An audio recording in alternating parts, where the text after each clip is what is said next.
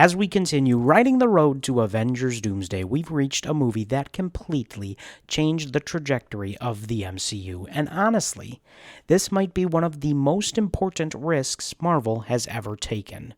Today we're talking about Guardians of the Galaxy.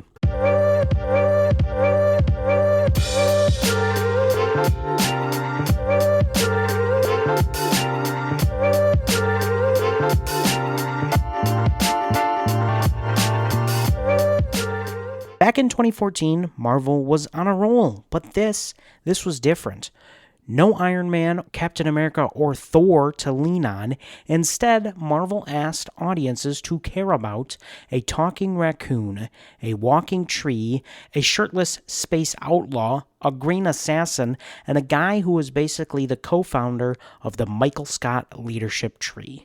On paper, this movie sounds ridiculous, especially if you're not a comic book fan, but under the direction of James Gunn, it somehow became one of the most unique and beloved films in the entire Marvel Cinematic Universe. Let's be real, this movie's identity is unmatched. From the opening scene with Star-Lord dancing to "Come and Get Your Love," you immediately know this isn't your typical Marvel movie. The humor, it hits, the tone is vibrant, and the soundtrack, it's iconic. In our review of Captain America the Winter Soldier, we said that movie might have the best original score. And one movie later, you find out why we had to make that distinction.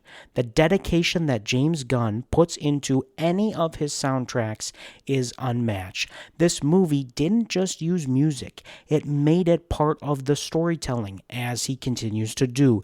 The awesome mix isn't just background noise, it's emotional glue that ties the whole film together. At the heart of this movie is its characters, and this is where it absolutely shines. Peter Quill / Star-Lord is flawed, immature, but surprisingly heartfelt. Gamora brings depth and conflict. Drax the Destroyer is both hilarious and tragic. Rocket Raccoon steals almost every scene he is in, and you really start to feel for his past early, with hints to what we get to see later on. And Groot somehow makes you emotional with just 3 words. I am Groot. What makes this team work isn't just the jokes, it's the fact that they're all broken in some way. They don't start as heroes, they become a family. This movie also quietly expands the Marvel Cinematic Universe in a massive way. We get deeper into the cosmic side, the Infinity Stone starts becoming a bigger focus, we finally meet characters like Thanos in a more meaningful way, and the universe suddenly feels way bigger than just Earth. Without Guardians, the MCU doesn't become what it is today. It's as simple as that.